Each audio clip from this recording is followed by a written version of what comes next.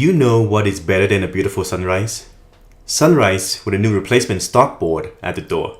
They're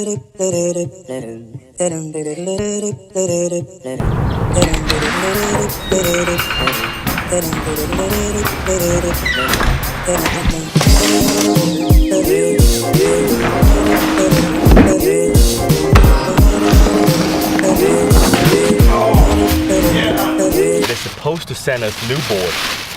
Oh, that looks new. Yeah, this thing doesn't come off anymore. It's very brand new. So they guess they didn't lie and sent us a brand new, even the wheels. Okay, so we're gonna put the battery in.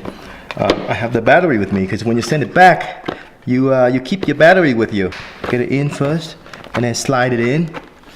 Okay, slide it in until this lock collapse. So now you have it in. So here is the moment of truth. Press and hold.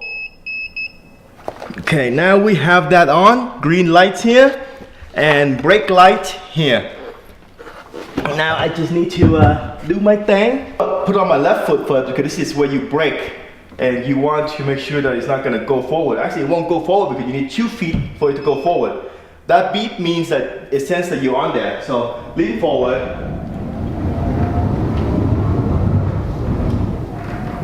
Alright, so it's already better than the one that was broken. I can actually go, try it again. Beep means good. And lean forward. Then lean back to brake. So far so good. After 4 months of waiting for my new replacement stock board, it is finally here. In case you didn't watch my previous video on my defective stock board, click on the top right hand corner to catch up. I was one of the first few ambassadors to have received the stock board early in February 2018. Therefore, I had the privilege to try out the earlier version and now the version that gets shipped out to everyone. StarkBoard had promised to provide a new replacement rather than fixing the defective. So the first thing I would do is to inspect if that is true. I noticed right away that the grip tape is almost perfect. My defective stock board had grip tape peeled off and eventually causing breakage. This is due to having the grip tape too close to the edges.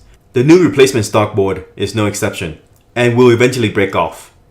In comparison, my 1-year-old lift board grip tape is still in perfect condition. The charging port is still exposed and in risk of water damage.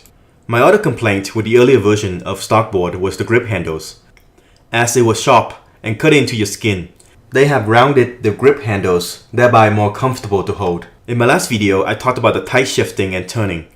It has now been improved. Turning is softer and the ride is smoother. It's quite enjoyable now to the point where I wish the day is longer so I can ride more. They have removed the annoying speed restriction where you had to use their app to unlock. All I have to do now is snap in the battery, turn it on, and go.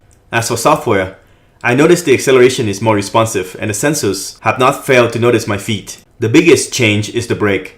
With the earlier stock board, I didn't have problem braking. Now braking is soft, like it had been set to beginner mode.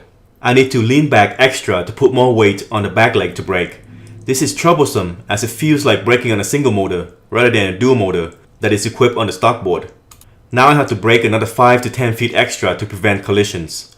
I wish they provide a way for the end users to choose the different modes of acceleration and brake. So far, I have taken it over street pavement, sidewalk with separation, that kind of tests your board and wheel as they interrupt the ride every time you go over the line.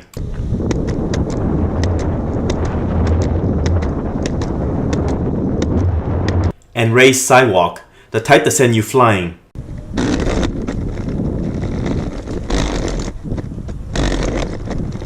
But I needed to fully test the stock board through various types of road to make sure that whatever the problem was before, it has fully been resolved. I will keep on testing as the last stock board breaks after 3 rides. As of now, I am quite pleased with the stock board and its remoteless features, improved handling and smoother rides. Oh, cute.